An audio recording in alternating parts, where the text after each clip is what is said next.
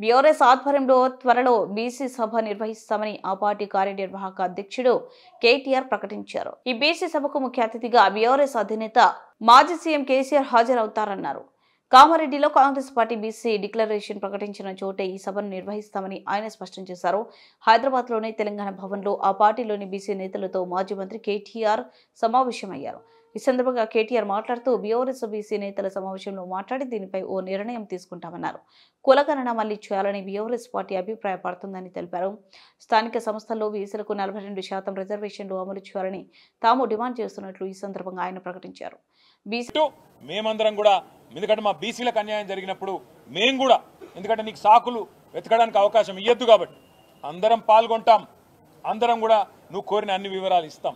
కానీ బీసీలకు అన్యాయం చేసి తప్పించుకునే ప్రయత్నం ప్రభుత్వం చేయొద్దని చెప్పి మేము డిమాండ్ చేస్తున్నాం.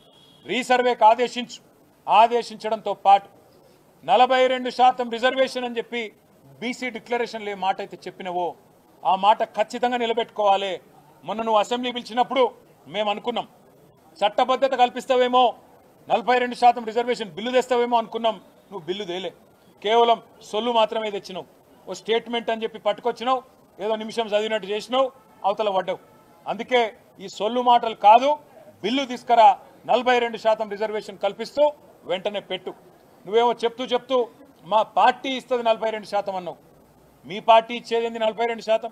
బీఆర్ఎస్ ఇదివరకు 50%కి మించి ఎన్నడో ఇచ్చింది బలహీన వర్గాలకు టికెట్లు, అదేవిధంగా మరి ప్రాతినిధ్యం స్థానిక సంస్థల్లో కానీ అసెంబ్లీ ఎన్నికల్లో పార్లమెంట్ ఎన్నికల్లో అత్యధిక సీట్లు కేటాయించిందే కేసీఆర్ గారు బీఆర్ఎస్ పార్టీ. మొన్న పార్లమెంట్ ఎన్నికల్లో 12 జనరల్ సీట్లుంటే ఎస్సీ ఎస్టీ కాకుండా ఈ రాష్ట్రంలో అందులో 6 అంటే 50% బలహీన వర్గాలకు కేటాయించింది బీఆర్ఎస్ పార్టీ. అట్లే శాసనసభ ఎన్నికల్లో మీరు మోసం చేసినారు కాంగ్రెస్ పార్టీ వాళ్ళు. 34 సీట్లు ఇస్తామన్నారు, పార్లమెంటుకు 2 చొప్పున. కానీ మీరు అల్టిమేట్గా ఇచ్చింది 19. ఆ 19లో కూడా ఓల్డ్ సిటీలనే 5 ఇచ్చింది. అందుకే అంటున్నాం మీకంటే ఎక్కువ 34 సీట్లు చెప్పకుండానే బలహీన వర్గాలకు 34 సీట్లు ఇచ్చి మా చిత్తశుద్ధిని ఇదివరకే చాటుకున్నాం.